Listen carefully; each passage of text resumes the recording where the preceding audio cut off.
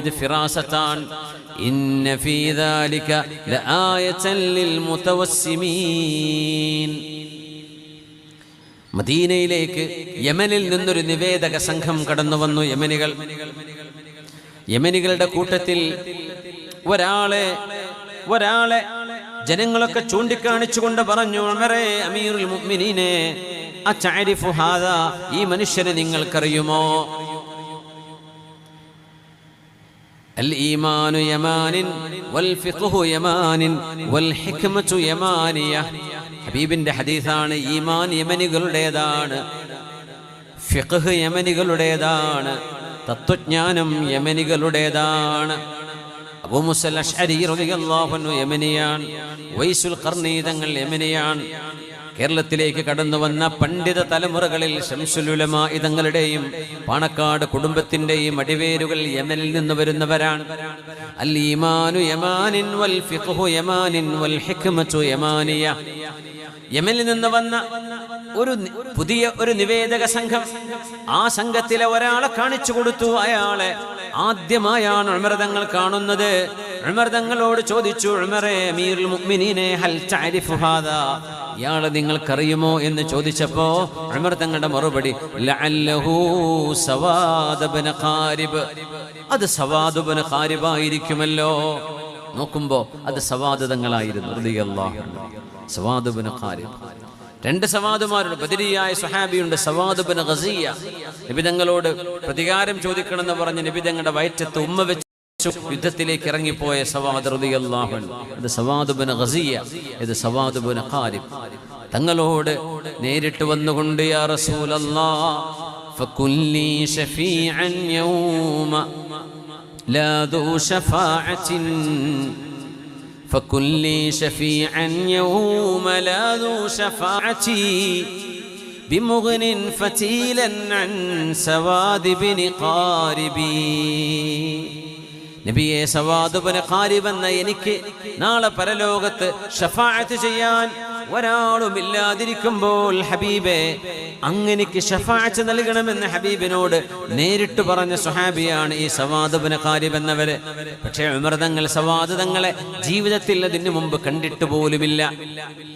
സവാദ് തങ്ങൾ ഒരു ജ്യോത്സ്യപ്പണി ചെയ്തിരുന്ന ആളായിരുന്നു. ഇസ്ലാമിലേക്ക് വരുന്നതിന്റെ മുമ്പ് ജിന്നുകളുടെ ഒരു കവിത അദ്ദേഹം ഉദ്ധരിച്ചിട്ടുണ്ട്. ഖുതാഫുൽ ജിൻ. മക്കയിൽ ഒരു അന്ത്യപ്രവാചകൻ വന്നിട്ടുണ്ട്, ആ പ്രവാചകനെ പോയി വിശ്വസിച്ചോളൂ മക്കളെ എന്ന് യമനിലെ ഒരു ഒഴിഞ്ഞ പ്രദേശത്ത് ഒരു കൂട്ടം ജിന്നുകൾ പാടിയ കവിത സവാദ് എന്നവരുടെ ചരിത്രത്തിൽ കാണാൻ കഴിയും. അത് കണ്ടുകൊണ്ടാണ് അദ്ദേഹം മദീനയിലേക്ക് വരുന്നത്, ഹബീബിനെ ഈമാൻ സ്വീകരിക്കാൻ വേണ്ടി, ഹബീബിനെ വിശ്വസിക്കാൻ വേണ്ടി. പക്ഷെ ഉമർ തങ്ങൾ നോക്കിയിട്ട് പറഞ്ഞു, ഇത് സവാദ് ഇബ്നു ഖാരിബ് അല്ലേ എന്ന് ചോദിച്ചു. അങ്ങനെയായി. ചില ഉദാഹരണങ്ങളിലൂടെ ഞാൻ കടന്നു പോവുകയാണ്.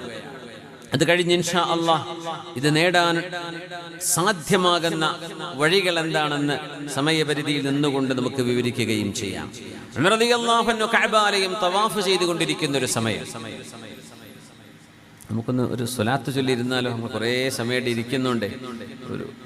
ഒന്ന് എണീറ്റുന്നൊരു 3 സ്വലാത്ത് നമുക്ക് ഒരുമിച്ച് ചൊല്ലിയിട്ടെ ഒന്നിരിക്കാം. സല്ലു അലൻ നബി മുഹമ്മദിൻ വ ആലിഹി അല്ലാഹുമ്മ സല്ലി അലാ സയ്യിദിനാ മുഹമ്മദിൻ വ അലാ ആലി സയ്യിദിനാ മുഹമ്മദിൻ വ ബാരിക് വ സല്ലിം അലൈഹി.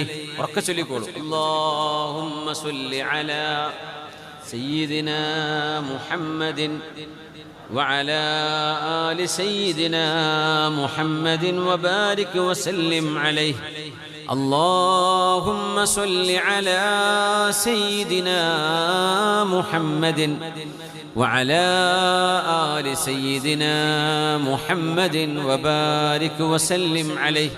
കൈയൊന്ന് പൊക്കി നോക്കി, ഒന്ന് പൊക്കിയിട്ടൊന്ന് 1-2-3 പ്രാവശ്യം ഒന്ന് കുടഞ്ഞാലേ ചെറിയൊരു ബ്ലഡ് സർക്കുലേഷൻ കിട്ടും, ഒരു ഉന്മേഷം ഉണ്ടാവും. ഇരിക്കും. ജസാക്കുമുല്ലാഹ് ഖൈർ. മഹാനായ ഉമർ ഇബ്നുൽ ഖത്താബ് റളിയല്ലാഹു അൻഹു കഅബം തവാഫ് ചെയ്തുകൊണ്ടിരിക്കുമ്പോൾ ഒരു പെണ്ണ് കഅബാലയത്തിന്റെ അരികത്ത് വന്ന് ഇങ്ങനെ ഒരു പാട്ട് പാടുന്നു. തവാഫ് ചെയ്യുമ്പോൾ മനുഷ്യന്റെ ആഗ്രഹങ്ങൾ പറയൂലേ. ഇടയ്ക്കൊരു വീഡിയോ വൈറലായിരുന്നു. ഒരു ആഫ്രിക്കക്കാരനായ ചെറുപ്പക്കാരൻ കഅബന്റെ മുമ്പിൽ വന്നിട്ട് ഫുലൂസ് ഫുലൂസ് ഫുലൂസ് പഠിച്ചവനെ ഫുലൂസ് തരണേ കണ്ടിട്ടുണ്ടായിരുന്നോ? മുഫ്തി ബാങ്കിൻ്റെ ഒരു സംസാരം വന്നു എന്ന് പറഞ്ഞു. ആ മനുഷ്യ ഇപ്പോൾ ഭയങ്കര ബിസിനസ്സുകാരനാണല്ലോ. ഫുലൂസ് ചോദിച്ചാൽ അള്ള കൊടുത്തു. അദ്ദേഹം വലിയ പൈസക്കാരനായല്ലോ. അള്ളാഹിനോട് ചോദിച്ചു ഫുലൂസ്. അപ്പോൾ അവിടെ നിന്ന് ആളുകൾ പറഞ്ഞു കൊടുക്കുന്നത് എന്നെ ചങ്ങായി ഫുലൂസ് എന്നല്ല വേറെ എന്തെങ്കിലും ഇവിടെ പറഞ്ഞൂടെ, അള്ളാഹിനോട് സ്വർഗം ചോദിച്ചൂടെ? ഇപ്പം പറഞ്ഞു ഫുലൂസ്, എനിക്ക് ഫുലൂസ് മതി. സുബ്ഹാനല്ലാഹ്, അല്ലാഹു സുബ്ഹാനഹു വ തആല യർസുഖു മൻ യശാഉ ബിഗൈരി ഹിസാബ്. ബറക്കല്ലാഹ്.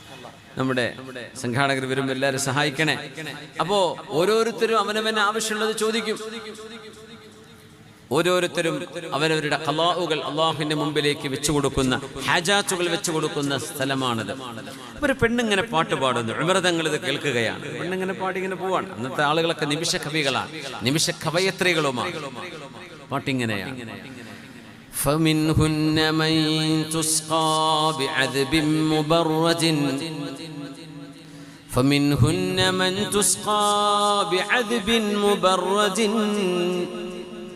نقاخ فتلكم عند ذلك قرتي ومنهن من تسقى بأخضر آجن أجاج ولولا خشية الله رنتي. എന്താണ് സംഭവം? പിടുത്തം കിട്ടിയോ? ഒന്നുകൂടെ. فمنهن من تسقى بعذب مبرد نفاخ فتلكم عند ذلك قرتي ومنهن من تسقى بأخضر آجن أجاج ولولا خشية الله رنتي. ഉമർ തങ്ങൾ അറബി അറിയുന്ന മഹാനാണ്. സൂറത്തു ത്വാഹ, ത്വാഹ മാ അൻസൽനാ അലൈക്കൽ ഖുർആന ലിതശ്ഖാ. സൂറത്ത് ത്വാഹയിലെ ഈ ആയത്തുകൾ കേട്ടുകൊണ്ട് ഇസ്ലാം സ്വീകരിച്ച മഹാനാണ് ഉമർ ഇബ്നുൽ ഖത്താബ് തങ്ങൾ. അപ്പോൾ ഉമർ തങ്ങളുടെ ആ ഒരു റിട്ടോറിക് സ്കിൽ എത്രയായിരിക്കും, ഭാഷാ കഴിവ് എത്രയായിരിക്കും ആലോചിച്ചാൽ മതി. ഉമർ തങ്ങൾ ഇതിന്റെ അർത്ഥം മനസ്സിലാക്കുകയാണ്. ഈ പെണ്ണ് പറയുന്നത്, പെണ്ണുങ്ങളിൽ ചില പെണ്ണുങ്ങൾക്ക് ശുദ്ധമായ രുചിയുള്ള വെള്ളം കുടിക്കാൻ കിട്ടുന്നവരുണ്ട്, അതെന്തോ ഒരു ആനന്ദകരമാണ്. എന്നാൽ വേറെ പെണ്ണുങ്ങൾക്ക് കുടിക്കാൻ കിട്ടുന്നത് രുചിയില്ലാത്ത, ഉപ്പുരുചിയുള്ള, പച്ച നിറം ബാധിച്ചിട്ടുള്ള വെള്ളമാണ്. ഒന്ന് കരയാൻ പോലും കഴിയാതെ സഹിച്ചു കഴിയുന്നവരെത്രയാണ്. അമൃതങ്ങൾ എന്ത് ചെയ്തു എന്നറിയോ? നിങ്ങൾക്ക് എന്തേ മനസ്സിലായോ എന്താണ് ഈ പറയണത്? പെണ്ണുങ്ങളിൽ ശുദ്ധമായ വെള്ളം കുടിക്കാൻ കിട്ടുന്ന എത്ര പെണ്ണുങ്ങളുണ്ട്, അവരുടെ ഒരു ഭാഗ്യമേ. എന്നാൽ പെണ്ണുങ്ങളിൽ ചിലർക്ക് ഉപ്പുരുചിയുള്ള, പച്ചനിറമുള്ള, നാവുകൊണ്ട് രുചിക്കാൻ പറ്റാത്ത വെള്ളമാണ് അവർക്ക് കുടിക്കാൻ കിട്ടുന്നത്. ഒന്ന് നിലവിളിക്കാൻ പോലും അവർക്ക് നിവർത്തിയില്ലല്ലോ. അമൃതങ്ങൾ ഫിറാസത്തുള്ള മഹാനാണ്. അമൃതങ്ങൾ പറഞ്ഞയച്ചു, ഈ പെണ്ണിന്റെ ഭർത്താവിനെ പിടിച്ചു കൊണ്ടുവരുന്നു. അങ്ങനെ പെണ്ണിന്റെ ഭർത്താവിനെ പിടിച്ചു കൊണ്ടുവന്നു. ഇസ്തൻകിഹു, ആ മനുഷ്യന്റെ വായ ഒന്ന് വാസനിച്ചു നോക്കി എന്ന് പറഞ്ഞു. കള്ളുടിച്ചു കൂടെ നോക്കാനല്ല ഇത്. വായക്ക് ദുർഗന്ധമുള്ള ആളുകളുണ്ടാവും. അതിന് ബഹ്ർ എന്നാണ് അറബിയിൽ പറയാം. ബുഹൂർ എന്ന് പറഞ്ഞാൽ ശരിക്കും നല്ല സുഗന്ധം പൊതിപ്പിക്കുന്ന, അല്ലെ, പുകയിപ്പിക്കുന്ന സാധന ബഹൂർ. ബഹ്ർ എന്ന അറബിയിൽ പറഞ്ഞാൽ വായക്ക് ദുർഗന്ധം. ചില ആളുകൾ ബ്രഷ് ചെയ്യാത്തത് കൊണ്ടല്ല, ജന്മന ചില പാരമ്പര്യ പ്രകാരം വായക്ക് വലിയ ദുർഗന്ധമുള്ള ആൾ. അത് അതിന് മരുന്നുണ്ടാവില്ല. എന്തെങ്കിലും ചുരുങ്ങാൻ കഴിച്ചാൽ അപ്പം നിൽക്കുന്നല്ലാണ്ട് കുറച്ച് കഴിഞ്ഞാൽ വായിൽ നിന്ന് ദുർഗന്ധം വരും. നിങ്ങൾക്കറിയോ, പെണ്ണുങ്ങൾക്ക് തന്റെ ഭർത്താവിന്റെ വായയിലെ ഈ ദുർഗന്ധം, ബ്രഷ് ചെയ്യാത്തുള്ള ദുർഗന്ധമല്ലേ, ജന്മനാ ഉള്ള ഉമിനീരിലും വായയിലും ശ്വാസോച്ഛ്വാസത്തിലും സഹിക്കാൻ പറ്റാത്ത ദുർഗന്ധമുള്ള ആ ഒരു സ്വഭാവമുള്ള ഭർത്താവിന്റെ കൂടെ ജീവിക്കാൻ ഒരു പെണ്ണിന് കഴിയില്ലെങ്കിൽ ആ പെണ്ണിന് ത്വലാഖ് ആവശ്യപ്പെടാം എന്നാണ് ഫിഖഹിന്റെ പക്ഷം. ഒരു പെണ്ണ് പറയും, ഈ ഭർത്താവിന് എനിക്ക് ജീവിക്കാൻ, ഉറങ്ങാൻ പറ്റില്ല, അടുത്ത് കിടക്കണ്ടേ, ഇയാളുടെ വായുടെ നാറ്റം കൊണ്ട് എനിക്ക് ഉറക്കം കിട്ടുന്നില്ല എന്ന് പറയുകയാണെങ്കിൽ അവൾക്ക് ത്വലാഖ് ചോദിക്കാൻ അവകാശമുണ്ടെന്ന്. ഉമർ തങ്ങൾ ആവശ്യപ്പെട്ടു. ഇയാളെ നോക്കുമ്പോ ഇയാൾക്ക് ബഹ്റുണ്ട്, വായനാറ്റമുണ്ട്. അപ്പൊ ഈ പെണ്ണ് പറഞ്ഞതിന്റെ ഉദ്ദേശം ഇതായിരുന്നു, എത്രയോ പെണ്ണുങ്ങൾക്ക് അവരുടെ ഭർത്താക്കന്മാർ, വായനാറ്റമില്ലാത്ത എത്രയോ ഭർത്താക്കന്മാരോടുകൂടെ ജീവിക്കുന്ന പെണ്ണുങ്ങളുടെ സൗഭാഗ്യമേ, എൻ്റെ ഒരു കഷ്ടമേ, എനിക്ക് ഈ ദുർഗന്ധമേ എനിക്ക് കിട്ടുന്നുള്ളൂ എന്നാണ് ഈ പെണ്ണ് പറഞ്ഞതെന്ന് ആര് മനസ്സിലാക്കി? അന്നത്തെ ഖാദിയായ ഉമർ ബിൻ ഖത്താബ് റളിയല്ലാഹു അൻഹു.